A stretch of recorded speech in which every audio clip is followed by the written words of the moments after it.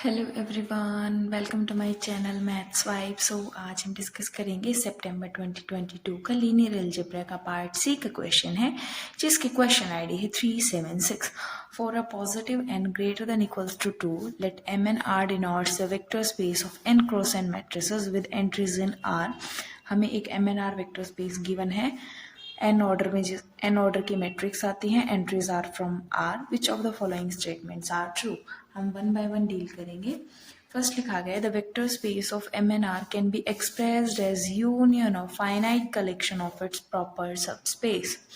हमारे पास एक रिजल्ट होता है कि अगर हम दो के केस में ले लें, अगर union of two subspace is again a subspace if and only if one is contained in other. यहाँ पर बात कर रहे हैं कि प्रॉपर सबस्पेसेस, अगर कोई M N R vector space है, उसके कुछ सबस्पेसेस एग्जिस्ट करते हैं, वो अगर प्रॉपर है, उनके यूनियन को सबस्पेस अगर बनना है तो एक दूसरे के अंदर कंटेन होना पड़ेगा। कुछ ऐसे सबस्पेसेस एग्जिस्ट करेंगे जो किसी एक में कंटेन करेंगे। अब जो ओवरऑल जो यूनियन निकलेगी वो भी तो एक सबस्पेस से निकलेगी, और वो सबस्पेस जो है वो प्रॉपर सबस्पेस है।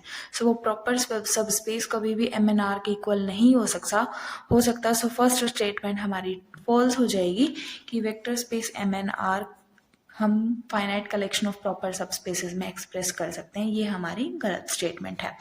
सेकेंड में बोला गया कि let A be an element of M N R, then for any real number X, किसी भी एक रियल नंबर एक्स के लिए और एप्सिलॉन ग्रेटर देन 0 के लिए एक रियल नंबर वाई एग्जिस्ट करेगा इस इंटरवल में, मतलब x के नेबरहुड में एक ऐसा y एग्जिस्ट करेगा such that Y I plus A is non zero, determinant is non zero. मतलब कि x कोई ऐसा रियल नंबर एग्जिस्ट करेगा और for epsilon greater than 0 x के नेबरहुड में एक y ऐसा एग्जिस्ट कर जाएगा जिसके लिए Y I plus A matrix का जो डिटरमिनेंट है वो हमारा नॉन जीरो हो जाएगा। इससे हमें क्या पता चल रहा है, ये डिटरमिनेंट कब पॉजिटिव होगा, मतलब ये जो डिटरमिनेंट है वाई आई प्लस ए का कब हमारा जीरो होगा, जब y की वैल्यू हमारी a की आइगन वैल्यूज हो जाए, क्योंकि इसी के हेल्प से हम ए मैट्रिक्स के आइगन वैल्यूज फाइंड आउट कर सकते हैं। तो जब जब y इक्वल होगा आइगन वैल्यू ऑफ ए के, तभी हमारा डिटरमिनेंट जीरो होगा, अदरवाइज हमारा डिटरमिनेंट नॉन जीरो होगा। सो y की एटमोस्ट कितनी वैल्यूज पॉसिबल है, y की एटमोस्ट n वैल्यूज पॉसिबल हैं, क्योंकि a जो मैट्रिक्स है वो n ऑर्डर की मैट्रिक्स है। सो n आइगन वैल्यूज पॉसिबल होंगी। एटमोस्ट n इसलिए बोल रहे हैं क्योंकि अगर आइगन वैल्यूज हमारी कॉम्प्लेक्स हो गई, बट हम बात कर रहे हैं रियल की, इसमें सारी रियल एंट्रीज की बात हो रही है। सो y की at most n real values possible है जिनके लिए ये डिटरमिनेंट हमारा जीरो हो जाएगा, अदरवाइज ये हमेशा हमारा नॉन जीरो रहेगा। सो इस इंटरवल में हमें एटलीस्ट वन y तो ऐसा एग्जिस्ट कर जाएगा जिसके लिए डिटरमिनेंट हमारा नॉन जीरो हो जाएगा। सो यहाँ से क्या पता चला, Y I plus A determinant in zero for at most n values for y। y की एटमोस्ट n वैल्यूज के लिए पॉसिबल है। सो बी ऑप्शन हमारा करेक्ट है, बी ऑप्शन हमारा करेक्ट हो गया। थर्ड में बोला गया कि a and b are two elements of M N R. M N R के कोई दो एलिमेंट है इस तरीके से कि उनकी कैरेक्टरिस्टिक इक्वल है, मतलब उनकी आइगन वैल्यूज इक्वल हैं। If a is equals to C square for some c belongs to M N R, then b is equals to D square for some d belongs to M N R. मतलब कि अगर a और b की characteristic polynomial equal है, तो अगर a के लिए कोई ऐसा c एग्जिस्ट कर जाए such that a is equals to C square, then b के लिए भी एक ऐसा d एग्जिस्ट करेगा such that b is equals to D square. ये अगर ऐसा हो जाए कि a और b हमारे सिमिलर मैट्रिक्स हैं, a और b अगर सिमिलर हो गई, तो अगर a के लिए c एग्जिस्ट कर रहा है तो कंफर्म है b के लिए भी हमारा कोई ना कोई d ऐसा एग्जिस्ट करेगा। But if a is not similar to c but their characteristic polynomials are same, then हम देखेंगे कि b के पास क्या ये जरूरी है कि ऐसा d एग्जिस्ट करेगा। सो हम डिस्कार्ड करने के लिए हम एक एग्जाम्पल कंसिडर करते हैं। सो सी ऑप्शन के लिए हम a को कंसिडर कर लेते हैं जीरो मैट्रिक्स 0 0 0 0 एंड b को कंसिडर कर लेते हैं 0 1 0 0। ठीक है। सो a के लिए जीरो मैट्रिक्स एग्जिस्ट की such that a is equals to 0 square. अब क्या बी के लिए भी कोई ऐसे मैट्रिक्स एग्जिस्ट करेगी?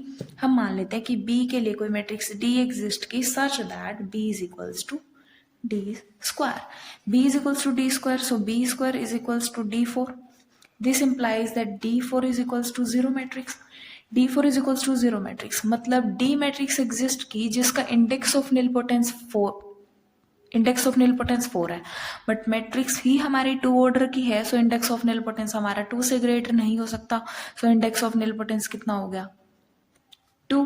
So D square is 0. If D square is 0, this implies that B is 0, but B is not 0. मतलब हमारे पास मैट्रिक्स ऐसी एग्जिस्ट कर रही है जहां पर कैरेक्टरिस्टिक दोनों की इक्वल है ए और बी की, बट ए के लिए एक ऐसी मैट्रिक्स एग्जिस्ट कर गई such that A is equals to C square, but B के लिए हमारे पास ऐसी मैट्रिक्स एग्जिस्ट नहीं की such that B is equals to T square. So third option जो है वो हमारा इनकरेक्ट हो गया।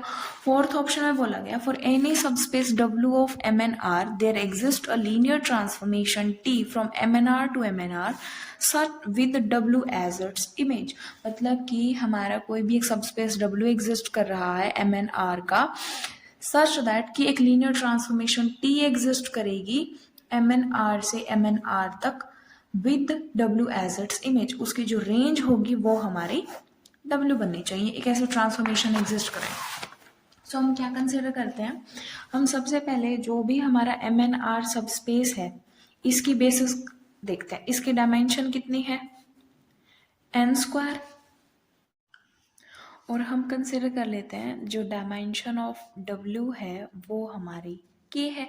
सो हम इसकी Mn की बेसिस बना लेते हैं B of Mn over R। Basis में हमने कंसिडर कर लिया कि V1, V2, Vn स्क्वायर ये एलिमेंट है, और जो बेसिस ऑफ W है उसमें हमारे K एलिमेंट है W1, W2, Wk। ठीक है, सो हम क्या करें, इस बेसिस के एलिमेंट को मतलब MNR की बेसिस को अगर हम W की बेसिस पे मैप करवा दें, हम एक ऐसी ट्रांसफॉर्मेशन ले आए, कोई भी ट्रांसफॉर्मेशन F बोल दो जो बेसिस MNR से बेसिस ऑफ W पे हम डिफाइन करवा दें, वो हम किसी भी तरीके से डिफाइन करा दें, मतलब कि ये बेसिस जो मैप ये बने ना, ये हमारी ऑन टू मैप बननी चाहिए। हम एक ऑन टू मैप देख ले, तो इसको जब हम लीनियरली एक्सटेंड करेंगे then extend F map linearly। अगर हम इस F मैप को लीनियरली एक्सटेंड कर देंगे ना, देन हमें एक ऐसी ट्रांसफॉर्मेशन T एग्जिस्ट कर जाएगी जो MNR से MNR पे होगी सच that W is it's range. क्योंकि कोई भी ट्रांसफॉर्मेशन MNR से MNR तक कोई भी MNR का एलिमेंट है वो हमारा इनकी लीनियर कॉम्बिनेशन में लिखा जाएगा। सो जब एलिमेंट इसके लीनियर कॉम्बिनेशन में लिखा जाएगा देन हम ट्रांसफॉर्मेशन अप्लाई करेंगे, ट्रांसफॉर्मेशन का जो भी एलिमेंट आएगा तो वो हमारा W की बेसिस के लीनियर कॉम्बिनेशन में लिखा जाएगा, क्योंकि इसी को ही हम लीनियरली एक्सटेंड कर रहे हैं। सो लीनियर कॉम्बिनेशन लिखा जाएगा, सो W जो होगा वो हमारा रेंज की तरह आ जाएगा।